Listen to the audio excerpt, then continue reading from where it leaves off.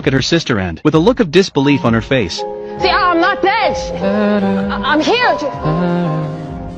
Come on, fam. the people on the stage didn't even hear her. She looked back to her sister, but her sister said, now you can choose to remain in your seats, or you can come up and look at the body. She ran over in horror. What she saw was her own body. At that moment she broke down. There was a look of helplessness in her eyes, unable to accept the reality. She had no choice but to run away. But just a day ago, she had been racing down the street with her sister. On her way home, she saw a broken altar. Luca comes up and says she can't understand preparing this for the dead. It was too formalistic. Luca never expected to be involved with the owner of this altar. During the night, Luca and his sister had an argument. Luca runs after her sister to apologize. But at that moment, a car approached at speed. Her sister warned her of the car and that she should get out of the way. But she thinks she is joking. The next moment,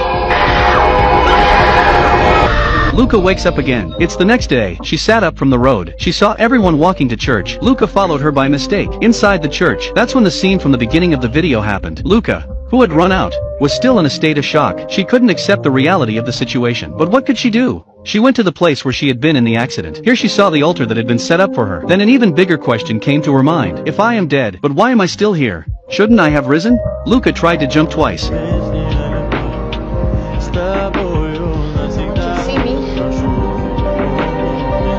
Nobody can hear me!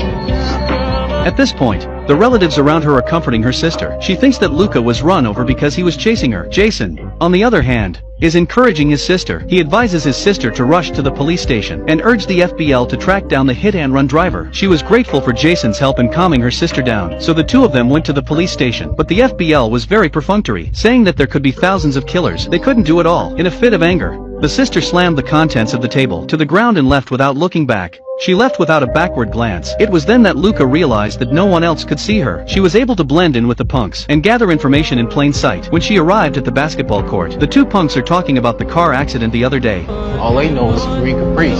Got to store two things cool off. Is that Lex Custom Auto? We got the information, but how do we get the word out? The girl had realized that she was dead because See, I'm not dead. I'm here.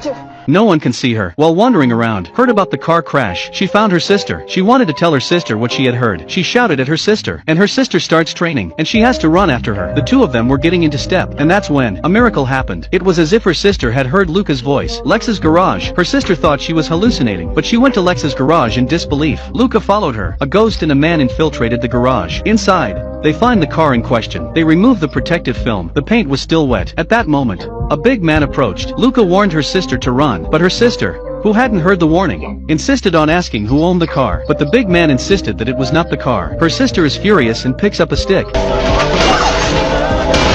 That's the warning, little girl. Go! You leave my where?